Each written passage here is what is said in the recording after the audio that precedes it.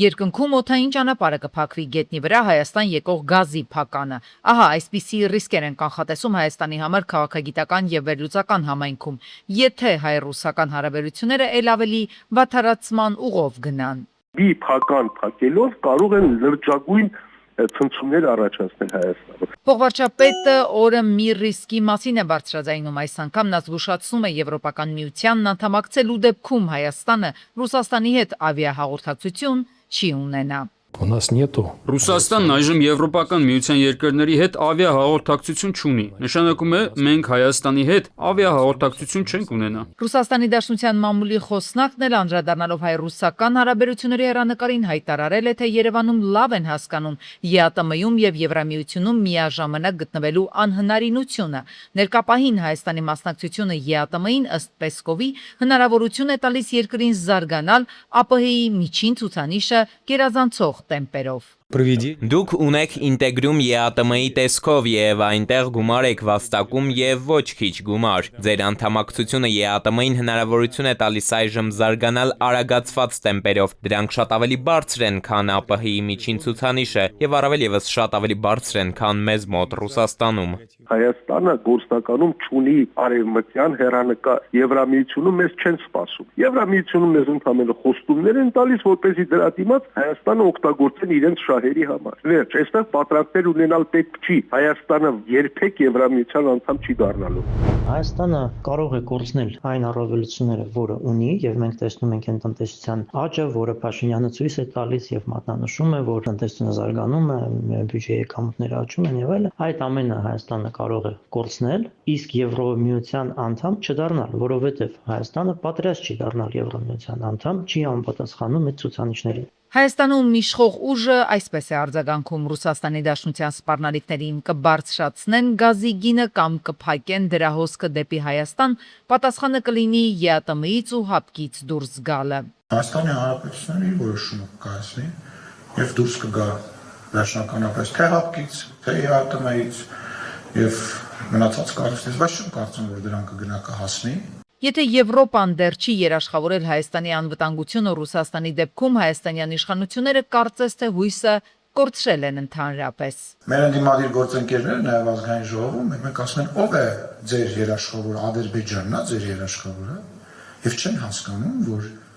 Ադրբեջանի երաշխավորը անվտանգության ամենամեծ Հայաստանի Հանրապետությունն է։ Իսկ Հայաստանի Հանրապետության երաշխավորը Ադրբեջանն է։ Հասկանում եմ Ալեն Սիմոնյանը ինչ էր ուզում ասել իրականում եւ շատ անհաջող ձևակերպ։ Խնդիրը այդ չի, խնդիրն այն է, որ դու ինչի համար ես Ռուսաստանի հետ մտնում կոշտ արճակատման մեջ, եթե այլընտրանքը չունես, պետք է ընդհանրապես ավելի զգուշավոր լինել, Հայաստանի իշխանությունները հակառակ ավելի են սրում խաղը, թե ինչ է, թե կարող են մի քանի տասնյակ հազար լրացուցիչ ձայներ ստանալ եւ արևմուտքն էլ աչք կփակի, երբ որ Հայաստանում ռեպրեսիաներ լինեն։ Իդեպ Ադրբեջանի արտգործնախարարությունն արձագանքել է նախագահի մամուլի խոսնակ Պեսկովի հայտարարությանը, թե Արցախը Ադրբեջանի մաս ճանաչելու Հայաստանի որոշումը ընդունվել է առանց Մոսկվայի մասնակցության։ Բաքուն էլ թե ոչ մի երկիր, այդ թվում Ռուսաստանը, երբևէ կասկածի տակ չի դրել Ադրբեջանի տարածքային ամբողջականությունը, այդ թվում Ղարաբաղյան տարածաշրջանը։ Բաքունի պատասխան Պեսկովի հայտարարությունների անթույլատրելի է համարում փաստի շահարկումը։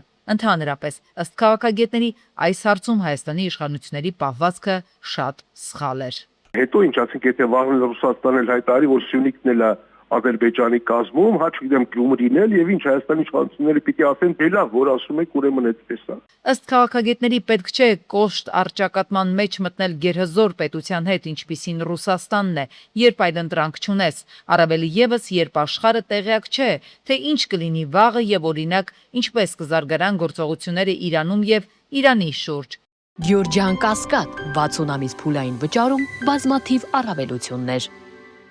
Մայիսի 4-ին կայանալիք Եվրոպական քաղաքական համայնքի գագաթնաժողովը քաղաքական մեծ նշանակություն ունի Հայաստանի միջազգային հեղինակության համար։ Այս մասին հայտարարել է Նիկոլ Փաշինյանը մայիսի 4-ին Երևանում նախատեսված Եվրոպական քաղաքական համայնքի 8-րդ գագաթնաժողովի կազմակերպման ընթացքի վերաբերյալ քննարկման ժամանակ։ Պայմանավորված է եղել միջոցառման բովանդակային, կազմակերպչական, ենթակառուցվածքային ու տեխնիկական հարցերի մանրամասն դիտարկում։ Նիկոլ Փաշինյանը ընդգծել է գագաթնաժողովի բարձր մակարդակով անցկացման կարևորությունը եւ տվել մի շարք հանձնարարականներ։ Թբիլիսիում Իլհամ Ալիևն ու Վրաստանի նախագահ Կավելաշվիլին քննարկել են հայ-ադրբեջանական հարաբերությունների կարգավորման գործընթացի կարևորությունը Հարավային Կովկասում կայունության եւ անվտանգության համար, ինչպես նաեւ համագործակցությունը միջազգային կազմակերպություններում եւ երկկողմ հետաքրքրություն ներկայացնող այլ հարցեր։ Այսօր Հարավային Կովկասը արդեն վերածվում է խաղաղության, անվտանգության ու համագործակցության կենտրոնի, նշել է Ադրբեջանի նախագահը։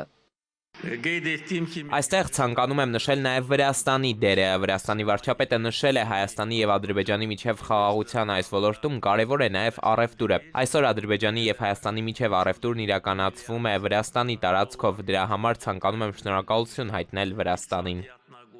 Կարմիր խաչի միջազգային կոմիտեի Հայաստանի պատվիրակությունը շարունակում է զբաղվել հայ գերիների մարդասիրական հարցերով, չնայած 2023-ի սեպտեմբերին գրասենյակի փակմանը։ 2025-ի դեկտեմբերի վերջին Ժնևից կազմված պատվիրակությունը այցելել է Ադրբեջանում կալանավորված հայերին, գնահատելով նրանց առողջական վիճակը, կալանքի պայմանները եւ տրամադրելով ընտանեկան կապի հնարավորություններ։ Կարմիր խաչի միջազգային կոմիտեն ընդգծում է, որ չի ներգրավում դատական գործընթացներում եւ իր առաքելությունն ուղղված է բացառապես մարդասիրական աջակցության տրամադրմանը, պահպանելով միջազգային մարդասիրական իրավունք ու չեզոքություն։ Թրիփի հետ կապված իրավիճակը մեզ այս պահին տվել է մի առավելություն. մեր սահմանին կրակոցներ չկան։ Հրթիռները բոլոր տեղերում թռչում են, իսկ մեր սահմանի այս կողմը հանգիստ վիճակ է, բայց կարող է փոխվել։ Այս մասին խորհրդարանական ճեպազորույցի ժամանակ ասել է Պաշտպանության հանձնաժողովի նախագահ Անդրանիկ Քոչարյանը, անդրադառնալով Իրանում տիրող իրավիճակին եւ դրա ազդեցությունը թրիփի իրականացման վրա։ Ըստ Քոչարյանի, ցանկացած ստորագրված փաստաթուղթ կարելի է խախտել, ուստի պետք է ստեղծել անվտանգային այնպիսի միջավայր, որը խախտելը դժվար լինի, նաև պետք է ինքդ երաշխավոր լինես երկրիդ անվտանգությանը։ Իրանի Բուշեհր ատոմակայանում Ռոսատոմի տարհանված աշխատակիցները ամենայն հավանականությամբ կհասնեն Հայաստան, հայտնել է Ռոսատոմի ղեկավար Ալեքսեյ Լիխաչովը։ Նա հայտնել է, որ տարհանվել է Ռոսատոմի 198 աշխատակից եւ որ խումբը հաջողությամբ շարժվում է հայ-իրանական սահմանի ուղղությամբ։ Նա չի բացառել, որ հաջորդ շաբաթվա ընթացքում, երբ հնարավոր լինի, աշխատակիցների տարհանման եւս մեկ ալիք կլինի։ Լիխաչովը ավելի վաղ հայտնել էր, որ Բուշեհր ատոմակայանից Ռոսատոմի աշխատակիցների տարհանումը իրականացվելու է Հայաստանի տարածքով։ ԱՄՆ նախագահ Դոնալդ Թրամփը Truth Social սոցիալական ցանցում դիմել է Իրանին հերթական անգամ պահանջելով բացել Հորմուզի նեղուցը։ Թրամփը մասնավորապես գրել է. «Երեքշաբթի Իրանում միաժամանակ լինելու է էլեկտրակայանների եւ կամուրջների օր։ Նման բան ոչ ոք չի տեսել։ Բացեք այդ անիծյալ նեղուցը, խելագար ստահակներ, թե չէ դժոխքում կապրեք», նշել է Դոնալդ Թրամփը։ Իրանական կողմն ի դեպ ծաղրել է Թրամփի Հորմուզի նեղուցի բացման պահանջը։ Զիմբաբվեում Իրանի դեսպանատունը սոցիալական ցանցերում գրել է. «Մենք կորցրեցինք բանալիները», իսկ Հարավային Աֆրիկայում Իրանի դիվանագիտական առաքելությունն էլ շարունակել է կատակելով, որ բանալիները ծաղկամանի տակ են եւ Հորմուզի նեղուցի մուտքը բաց է միայն ընկերների համար։ Թեհրանը պատրաստել է պատասխանները Վաշինգտոնի առաջարկին ուղղված հակամարտության կարգավորմանը եւ ավելի ուշ կհրապարակի դրանց բովանդակությունը։ Այս մասին հայտարարել է Իրանի արտաքին գործերի նախարարության ներկայացուցիչը։ Նա նշել է, որ Թեհրանը նախապես գիտեր, թե ինչ է ուզում եւ ինչպիսի կարմիր գծեր գոյություն ունեն։ Մի քանի օր առաջ միջնորդների միջոցով ներկայացվել են առաջարկներ, ներառյալ ԱՄՆ-ի 15 կետից բաղկացած ծրագիրը, որը փոխանցվել էր Պակիստանի եւ որոշ այլ բարեկամ երկրների միջոցով։ Այդ ժամանակ մենք հայտարարեցինք, որ նման առաջարկները չափազանցված են, անսովոր եւ անտրամաբանական։ Ելնելով մեր շահերից ու նկատառումներից, մենք ձևակերպել ենք պահանջների մեր սեփական փաթեթը։ Քննարկման հենց սկզբից մենք պատրաստել ենք մեր պատասխանները։ Երբ անհրաժեշտ լինի, մենք ուղղակիորեն կտեղեկացնենք դրանց բովանդակության եւ հրապարակման ձևի մասին։ Դոնալդ Թրամփը ներկայացրել է 2027 թվականի ֆինանսական տարվա ֆեդերալ ծախսերի նոր առաջնահերթությունների ծրագիր, առաջարկելով ռազմական ծախսերի զգալի աճ եւ ոչ ռազմական ծախսերի կրճատում 10%-ով։ Ըստ նախագծի պաշտպանության բյուջեն կկազմի 1.5 տրիլիոն դոլար, ինչը ներառում է 500 միլիարդ դոլարի չափով նոր ֆինանսավորում։ Նախատեսված ոսկե գմբեթ ծրագրի կարևոր հանքանյութերի պաշարների համալրման եւ նավաշինության ընդլայնման համար զինվորականների վարձատրությունը պլանավորված է բարձրացնել 5-ից 7%։ Զորակոչիկների թիվը 2024-ին Հայաստանում եղել է ընդամենը 14,000, 3 անգամ պակաս, քան 2010-ին։ Խորհրդարանում պատգամավոր Հայկ Սարգսյանը ներկայացրել է իր կողմից հեղինակած օրենքի փոփոխությունը։ Սարգսյանի խոսքով, սակայն Պաշտպանության նախարարը խախտել է նախապես ձեռք բերված պայմանավորվածությունը։ Ես առաջարկել եմ հստակ լուծումներ բարձրացնել ծառայության սահմանային տարիքը, քրեականացնել բժշկական կեղծ հիմքերով ծառայությունից խուսափումը, թույլ տալ կարճաժամկետ ծառայություն մեծ վճարով եւ թանկացնել քաղաքացիությունից հրաժարումը, նշել է պատգամավորը ու եզրակացրել, որ այս քայլերը պետք է ավելացնեին զորակոչիկների թիվը։ Կառավարությունը սկզբում դրական դիրքորոշում է տվել այս փոփոխությանը, բայց հետո նույն նախագիծը հայտարարել է ժամանակավրեպ ծառայության ժամկետի արդեն իսկ կրճատման պատրվակով։ Դուք խնդիրները լուծելու փոխարեն ասում եք կախվեր, քանի որ բանակից փողով ազատում են, քաղաքացիությունից հրաժարվում են, եկեք սարքենք մի քանի միլիոն տա ու ազատվի։ Խնդրեմը այդ ստվերային բաները լուծելն է եւ ոչ թե դրա լուծման համար միջանկյալ տարբերակ փողով ազատվել։ 3000 հոգի քաղաքացիությունից հրաժարվում է ամեն տարի։ Սրա արդյունքում մեր բանակի տարեկան զորակոչը պակասում է 30%-ով։ Այս քաղաքացիներին ովքեր հրաժարվում են, ասենք ախպեր ջան, եթե դուք ուզում եք հրաժարվեք, 15 միլիոն վճարեք, դա այն գումարն է, որը այսօր վճարում ենք 27 տարին լրացած չծառայեցնել, այսինքն դա այն գումարն է, որը հավասարեցված է 2 պայմանագրային զինծառայողի 2 տարվա աշխատավարձի։ Մենք եթե ուզում եք հրաժարվեք չծառայեք, վճարեք այդ գումարը, դա վերցնենք, տանք 10 հոգու ծառայողների ամեն մեկին 1.5 միլիոնով։ Մայրաքաղաքի 76 երթուղին սպասարկած շարժակազմերի կատարողականը 100% է, բայց քաղաքապետը գործակարգավարական խորհրդակցության ընթացքում Երևան ավտոբուս հիմնարկի տնօրենից պահանջել է հաջորդ նիստին ներկայացնել անցնող տարվա ծախսերի հաշվարկները եւ բացատրել, թե ինչու է քաղաքի բյուջեից հավելյալ ֆինանսական միջոցներ վերցնելու անհրաժեշտություն առաջացել։ Քաղաքապետը նաեւ անընդունելի է համարել այն, որ հանրային տրանսպորտի վարորդները չեն վերահսկում ուղևորատոմսի վճարումները։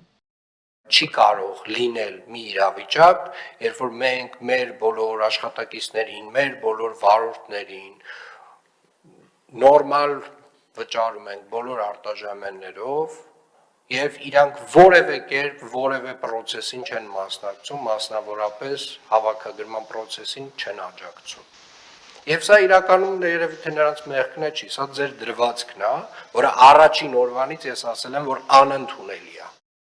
Երևանում նախատեսվում է գործարկել Yes Parking բջջային հավելվածը, որի միջոցով հնարավոր կլինի կատարել նաև կայանման վճարումներ։ Հավելվածը ամբողջությամբ կգործարկվի առաջիկա շաբաթվա ընթացքում։ Այն հնարավորություն կտա վճարել ոչ թե ֆիքսված ժամային սկզբունքով, այլ ըստ փաստացի կայանման տևողության։ Օգտատերը կակտիվացնի հավելվածը կայանելու պահին եւ կանջատի այն ավարտին, իսկ վճարը կհաշվարկվի այդ ժամանակահատվածի հիման վրա։ Հավելվածի միջոցով վարորդները կարող են տեսնել նաև կայանման հատվածներում ծանրաբեռնվածության մակարդակը։ Ֆինանսավարկային եւ բյուջետային հարցերի մշտական հանձնաժողովը դրական եզրակացություն է տվել Կենտրոնական բանկի նախագահի պաշտոնակատար Մարտին Գալստյանի թեկնածությանը։ Հարցը ներառվել է ազգային ժողովում գումարվող նիստերի օրակարգում։ Մինչ այդ Մարտին Գալստյանը անդրադառնալով աշխարհաքաղաքական զարգացումներին, համաշխարհային տնտեսությունում տեղի ունեցող վայրիվերումներին հայտնել է, թե Միացյալ Նահանգներ Իսրայել-Իրան կոնֆլիկտի անկանխատեսելի զարգացումները դրանց արդյունքները վկայում են, որ Հայաստանը կրկին ճգնաժամային փուլ է մտնում։ Հիմա եւս մտնում ենք նոր ակնկալվող ճգնաժամային փուլ, որովհետեւ շատ դժվար է կանխատեսել, թե ինչ կլինի Ամերիկա-Իսրայել-Իրան հակամարտության արդյունքները։ Մենք ստեղծել ենք բավարար թե գիտական, թե մոտեցումների, թե քաղաքականության հենք, որը մեզ թույլ կտա ապագայում եւս այն մեծ շոկերը, որը որ մենք ակնկալում ենք, որ ունենալու ենք, որոշակիորեն դրանց խելամտորեն արձագանքել։ Նախատեսվում է ներդնել ոստիկանության ծառայողների կատարողականի գնահատման ինստիտուտ։ Միևնույն ժամանակ ոստիկանության ծառայողի ատեստավորումը փոխկապակցված կլինի ոստիկանության ծառայողի կատարողականի գնահատման համակարգի հետ, ինչը ծառայողին մշտապես կպահի մրցունակ վիճակում։ Ներքին գործերի նախարարության տվյալներով համակարգը թույլ կտա առավել կարճաժամկետ տիրույթում գնահատել ոստիկանության ծառայողների աշխատանքի որակն ու արդյունավետությունը։ CloudWorks-ի կողմից անցկացված վարկանիշում Հայաստանը ինտերնետի ազատության առումով 100 հնարավորից ստացել է 56 միավոր, երբ 164 երկրների շարքում զբաղեցրել է 97-րդ տեղը։ Վրաստանը գրանցել է ավելի բարձր արդյունք՝ 64 միավորով 81-րդ տեղը, իսկ Ադրբեջանը 36 միավորով հայտնվել է 121-րդ հորիզոնականում։ Իրանը 4 միավորով 163-րդն է, զիջելով միայն Հյուսիսային Կորեային, որն ունի 0 միավոր։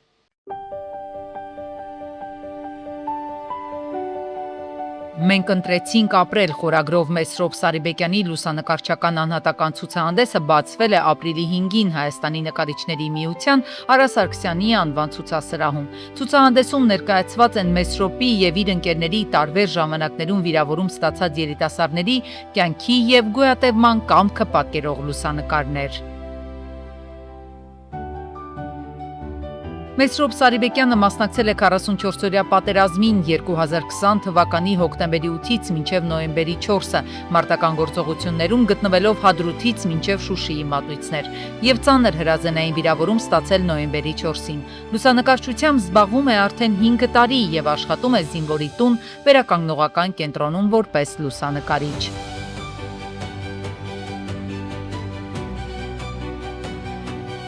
Իդեպ Մեսրոպ Սարիբեկյանի առաջին ցուցահանդեսը տեղի է ունեցել 2025-ի ապրիլին Ֆրանսիայի Մարսել քաղաքում նվիրված հայոց ցեղասպանության 110-րդ տարելիցին։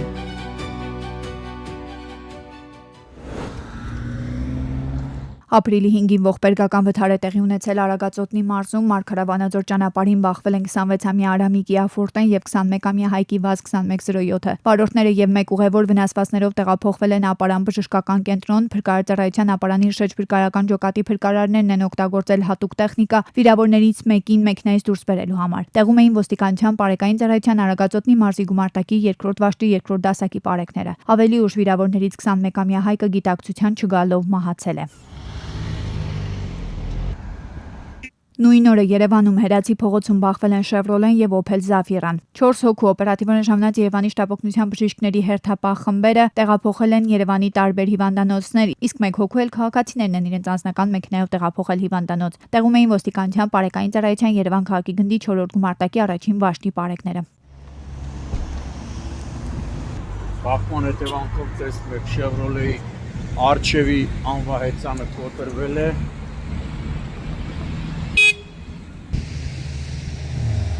Ապրիլի 4-ին Գեաֆորտեն Երևան-Սևան-Իջևան ճանապարհին դուրս է եկել երթևեկելի գոտուց, բախվել երկաթե պատնեշներին եւ մոտ 100 մետր մի քանի պտույտ շրջվելով գողաշրջված հայտնվել ձորում քարերի վրա։ Վարորդը եւ երկու ուղևորները, որոնցից մեկն անչափահաս է, հրաշքով են փրկվել, մեքենայից դուրս չեն հայտնվել, քանի որ եղել են ամրակապված։ Ժամանել են ոստիկանության բարեկային ծառայության Կոտայքի մարզի գումարտակի 2-րդ վաշտի առաջին դասակի բարեկները։ Վարորդը եղել է սթափ։ Որ միշտ նշում ենք, խնդրում ենք, որ ամրագոտին կյանքեր է փրկում, ահա, վառ ապացույց։ Վստահ եմ, եթե վարորդը եւ ուղևորները ամրակապված չլինեին, վթարը այլ ելք կունենար, ինչու՞ չէ նաեւ ողբերգական։ Ապրիլի 3-ին Թբիլիսյան խճուղու 20 կոտրակուտ հասցեի մոտ բախվել են 23-ամյա Արմանի Տոյոտան եւ 68-ամյա Սերգեյի Volkswagen-ը։ Վերջինը մասամբ հայտնվել էր մայթին, 3 հոգի տարբեր աստիճանի վնասվածքներով տեղափոխվել են Երևանի տարբեր հիվանդանոցներ։ Վիրավորներին առաջին օգնության են հասել քաղաքացիները, օպերատիվորեն ժամանած Երևանի շտապօգնության բժիշկների հերթապահ խմբերը։ Տեղում էին ոստիկանության բարեկային ծառայության Երևան քաղաքի գնդի առաջին գումարտակի առաջին վաշտի բարեկները։ Մինչ բարեկների ժամանումը Տոյոտայից համարանիշները հանել էին, սակայն նրանց հորդորով դրանք նորից տեղադրվեցին։